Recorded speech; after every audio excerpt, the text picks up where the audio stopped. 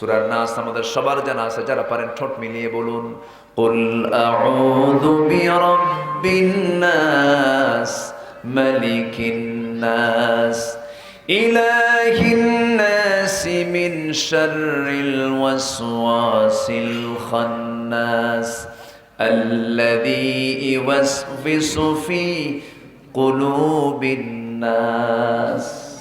কি হবে বলেন? কুলুবিন নাস না সুদুরিন নাস? সুদূর। সুদূর হচ্ছে কলবের দরজা, কলবের দরজা, কলবটার দরজা হচ্ছে সুদূর। আল্লাহ তাআলা কুলুব বলতে পারতেন, কুলুব বলেননি, কারণ কুলুব একমাত্র আল্লাহ যারা নিয়ন্ত্রিত। ইয়া মুকাল্লিবাল কুলুব সাব্বিত কলবি আলা দীনিক।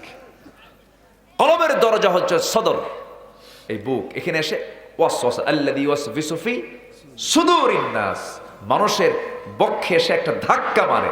কি মারে? ধাক্কা মারে। তাহলে কলবটা কোথায়? হ্যাঁ, এই জায়গায় না, এই জায়গায় কি না। এখন তো আবার কি ওয়াজটা শুনি মাঝে মাঝে, কে কি উল্টাপাল্টা একটু গবেষণা বলো, কলব নাকি মাথায় থাকে। কি উল্টাপাল্টা শুনি এগুলো। আবার বলে কলবটা মাথায়, অথচ আমার রাসূল বলে দিচ্ছেন আত্তাকওয়া হা হুনা, আত্তাকওয়া হা হুনা আল্লাযী ইউওয়াসবিসু ফি সুদুরিন নাস। কলবের দরজা হলো কি? সুদূর। আমার কথায় কি আপনাদের কষ্ট হচ্ছে কিনা জানি না। আমার কথার মধ্যে একটু রসকস কম। আমি একটু ব্যাখ্যা না দিলে, কোরআন হাদিসের একটু কথা না বললে কেমন হয় বলেন? তাফসীর মাহফিল নাম তো, একটু কথা তো বলতে হবে। কষ্ট হচ্ছে না তো আপনাদের? বলি আলহামদুলিল্লাহ। সম্মানিত ভাইরা, তাহলে এই দিলের ভিতরে ভয় থাকতে হবে কার? আস্তে ভয় থাকতে হবে কার? আল্লাহ তাআলা। ইমানদারের লক্ষণ হলো, যখন বান্দার সামনে আল্লাহর নামটা না হয়, আল্লাহর ভয়ে তার দিলটা কম্পমান হয়, তার দিলটা কাঁপতে থাকে, আল্লাহকে সে ভয় করতে থাকে। আল্লাহ আমার সব কিছু দেখেন, আল্লাহ আমার সব কিছু শোনেন, আল্লাহ আমার সব কিছু বোঝেন। আমার আপনার সমস্ত কর্ম জীবনের সমস্ত কাজ, সমস্ত আমার কাজের সমস্ত সবকিছুর বড় সাক্ষী তিনি আমার কে? আল্লাহ তাআলা। আমার আল্লাহ রাব্বুল আলামিন মুমিনদের কিছু লক্ষণ তুলে ধরতেন। এক নম্বর লক্ষণের কথা এটাই বললেন, যখন আল্লাহর জিকির করা হয়, আল্লাহর নাম যখন না হয়, তখন তাদের আল্লাহর ভয়ে তাদের দিলটা কাঁপতে থাকে। এখানে জিকির শব্দটা আসছে, আল্লাহর স্মরণ মানে শুধু আল্লাহর নাম বারবার নেওয়া মানে যে আল্লাহর স্মরণ, তা কিন্তু নয়। নামাজও একটা জিকির, কোরআন তেলাওয়াত একটা জিকির। আবার নামাজ শেষ করলাম, নামাজ পড়ে যখন বাইরে বের হব, যে কাজগুলো করবে, এই কাজগুলোর মধ্যে আল্লাহর হুকুম মেনে চলাটাও একটা জিকির। আল্লাহু আকবার বলে। কোরআনে এগুলো কথা আছে না নাই? একটু আয়াত কয়েকটা বলে ফেলি, একটু মনোযোগ দিয়ে শোনেন। আল্লাহ রাব্বুল আলামিন জিকির দিয়ে নামাজকে বুঝিয়েছেন, জিকির দিয়ে কোরআন তেলাওয়াতকে বুঝিয়েছেন। ফাআইনা তাযহাবুন ইন হুয়া ইল্লা যিকরুল লিল আলামিন। আবার জিকির দিয়ে নামাজ বোঝানো হচ্ছে, ইযা নুদিয়া লিস-সালাতি মিন ইয়াউমিল জুমআহ ফাসআউ ইলা যিকরিল্লাহ।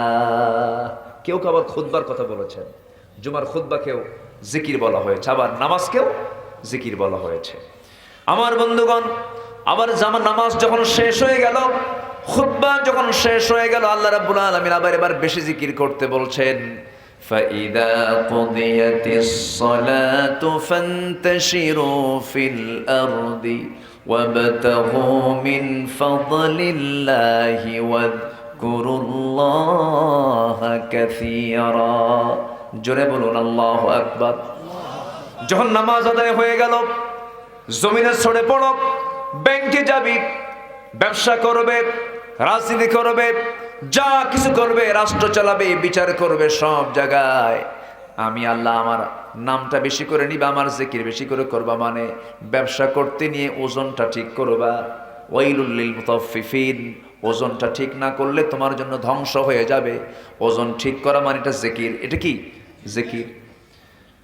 ব্যবসা করতে গিয়ে ওজন ঠিক করবে, চাকরি করতে গিয়ে সময় ঠিক মতো আদায় করবে, হক আদায় করবে। মালিকের হক আদায় করা তোমার জন্য এটা জিকির। আল্লাহ রাব্বুল আলামিন বলছেন, বাইরে যখন বের হবে নামাজ থেকে সে সময় বেশি করে ওয়াযকুরুল্লাহ কাসীরা। আমার বন্ধুগণ, এই জিকিরগুলা করতে বলেছেন তিনি আমার কে? আল্লাহ তাআলা। নাম্বার 2 হলো 5টা লক্ষণ যার মধ্যে থাকবে সে হলো মুমিনের মধ্যে 1 নাম্বার লক্ষণ আমি বলেছি, আল্লাহর নাম নিলে পরে তার দিলের মধ্যে তার দিলের মধ্যে কম্পমান সৃষ্টি হয় কার ভয়ে? আল্লাহর ভয়ে। নাম্বার 2 হলো ওয়াইদা তুলিয়াত আলাইহিম আয়াতুহু জাদাতুহুম ঈমানাও ওয়া আলা রাব্বিহিম ইয়াতাওয়াক্কালুন।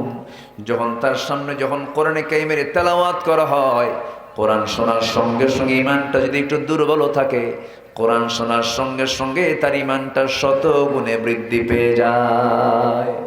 যেরকম সুবহানাল্লাহ। তাহলে ঈমান বৃদ্ধির চার্জার হলো কোরআন। ঈমান বৃদ্ধির চার্জার কি? কোরআন। কিন্তু সুপরিকল্পিতভাবে শিক্ষা সিলেবাস থেকে ইসলাম নির্মূলের এক গভীর ষড়যন্ত্র চলছে। মাথায় রাখতে হবে, প্রয়োজনে শুক্রবারে অনেকে খোলা থাকবে শিক্ষা প্রতিষ্ঠান। এই জাতীয় কথাও আমাদের কানে আসছে। সম্মানিত ভাইয়েরা, সম্মানিত ভাই সব, যেদিন থেকে মুসলিম জাতিকে কোরআন থেকে বিচ্ছিন্ন করার ষড়যন্ত্রে মেতে উঠেছে, সেদিন থেকেই গোটা পৃথিবীতে মুসলমান লাঞ্ছিত, বঞ্চিত, ঘৃণিত হচ্ছে। ঠিক কিনা? আজকে যদি মুসলিম জাতির সম্পর্ক যদি এই কিতাবের সঙ্গে থাকতো, গোটা পৃথিবীর নেতৃত্ব, কর্তৃত্ব আজকে মুসলমানদের হাতেই থাকতো। আমি কি ভুল বলছি? সম্মানিত ভাইয়েরা, সম্মানিত বন্ধুগণ, আজকে ইসলাম কিতাবের মধ্যে চলে গেছে, মুসলমান কবরের মধ্যে চলে গেছে। আজকে নামাজি বেনামাজির নেতৃত্ব মানে। আজকে একজন আলেম বেনামাজি দুনিয়ার মতবাদে বিশ্বাসী নেতার পিছনে গিয়ে পা চাটে। আসতে বলেন কেন? আসতে বলেন কেন? আছে না নাই? আবার এমনও আলেম আছে হাসতে হাসতে ফাঁসির মঞ্চে চলে যায়, বাতিল শক্তির কাছে মাথা নত করে না। আছে না নাই? আছে না নাই? সম্মানিত ভাইয়েরা, সম্মানিত বন্ধুগণ, আজকে যদি মুসলিম 56টি মুসলিম রাষ্ট্র যদি আজকে যদি একটা প্ল্যাটফর্মে আসতো, 180 কোটি মুসলমানের দুনিয়া, মাত্র 1 কোটি ইহুদি আল্লাহর দেওয়া নাম মুসলমানদের প্রথম কিবলা বাইতুল আকসাকে তারা অবরুদ্ধ করার সাহস পেত না। আমি কি ভুল বলছি? কিন্তু আজকে মুসলমানকে এক না বিভক্ত? বলেন, এক না বিভক্ত?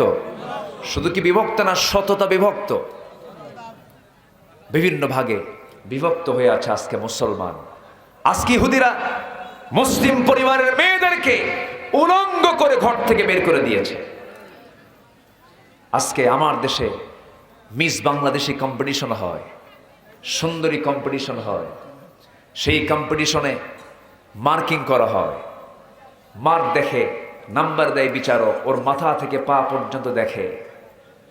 এটা কি ইসলাম কখনো অ্যালাউ করতে পারে? এই জাতীয় নোংরা কাজ হলে কি সমাজে এই জনপদে রহমত হবে না গজব হবে? রহমত হবে না গজব হবে? গজব হবে। যখন বেহায়াপন, অশ্লীলতা যখন বাড়বে, তখন মহামারী আকারে নতুন নতুন রোগের আবির্ভাব ঘটবে। বলেছেন আজ থেকে 1500 বছর আগে মুহাম্মদ সাল্লাল্লাহু আলাইহি ওয়াসাল্লাম। আসেন দোয়া করে দিই, দোয়া করে দিই নাকি? এই যে উঠে যাচ্ছে যে,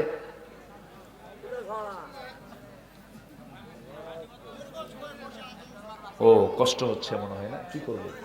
দোয়া করে দিই? না না, চালাবো, চালাবো, জোরে বলি ইনশাআল্লাহ।